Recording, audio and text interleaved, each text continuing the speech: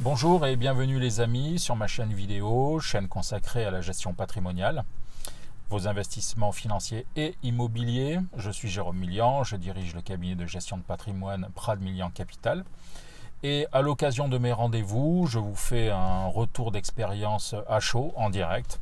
Aujourd'hui, on va parler défiscalisation financière à travers le PER, le plan d'épargne retraite.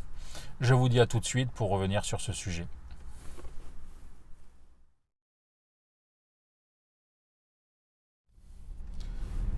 Donc pour attaquer cette courte vidéo sur le PER, nous allons commencer comme d'habitude, vous connaissez le principe, par identifier le client que je viens de voir.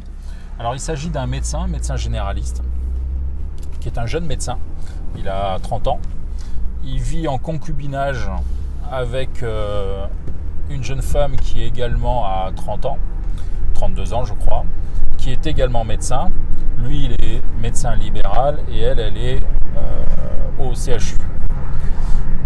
Il y a pour l'instant des déclarations fiscales séparées, puisqu'ils sont en concubinage. Et la tranche marginale d'imposition de mon client est de 30%.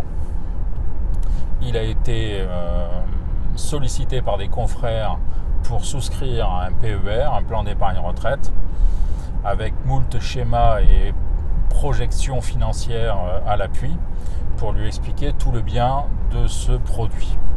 Donc, je reviens sur le profil de mon client et vous allez comprendre pourquoi immédiatement je mets un gros warning sur ce type de produit. Alors, il faut savoir, que c'est d'abord le produit de saison. Nous sommes au mois de novembre, il reste 2 mois sur l'année civile et les produits de défiscalisation sont à l'honneur.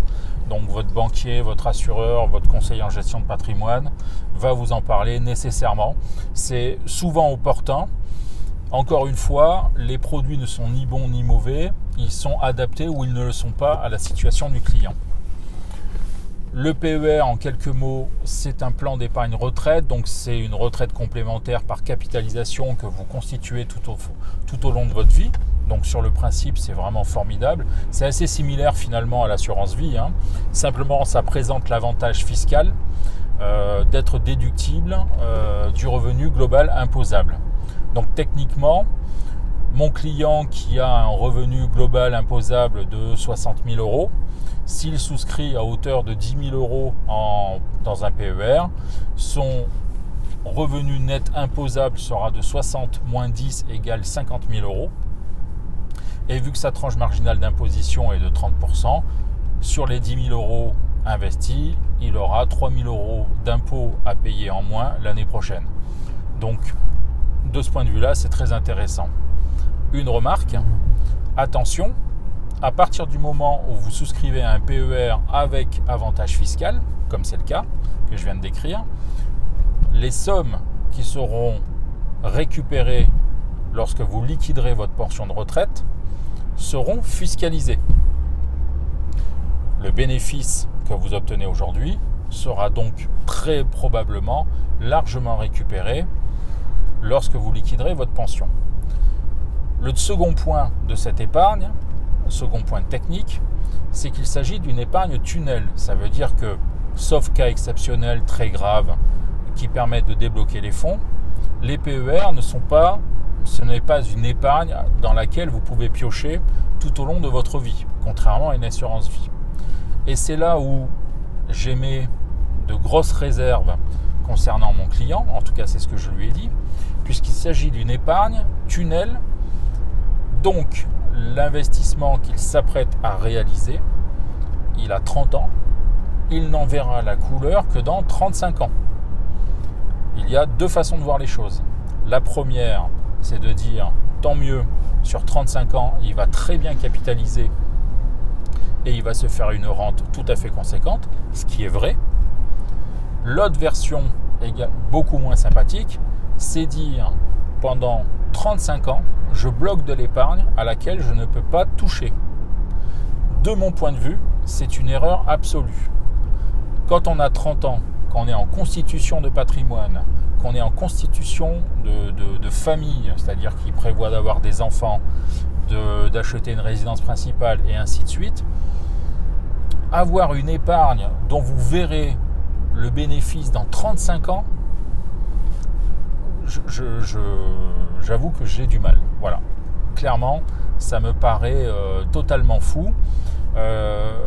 Quand on a 45, 50 ans, que le patrimoine, pour une large part, en tout cas la résidence principale est souvent en passe d'être payée ou est déjà payée. Les enfants, souvent, sont en train de terminer leurs études. Alors, tout dépend s'ils ont fait des études supérieures ou pas, mais il y a quand même une situation qui est très différente. Donc, bloquer de l'épargne à 10-15 ans de la retraite, oui, tout à fait. C'est une durée suffisamment longue pour pouvoir capitaliser de façon tout à fait correcte. Mais se bloquer à 30 ans une quote-part de son épargne, alors que c'est la vie, hein, on va forcément avoir besoin à un moment ou à un autre de cet argent, ça me paraît pas du tout opportun. Voilà. Donc, attention à cet aspect des choses. Le PER pour les quadras, quinquas, oui, 1000 fois oui. Pour un trentenaire, je suis beaucoup plus pessimiste, en tout cas moins enclin à valoriser ce genre de produit.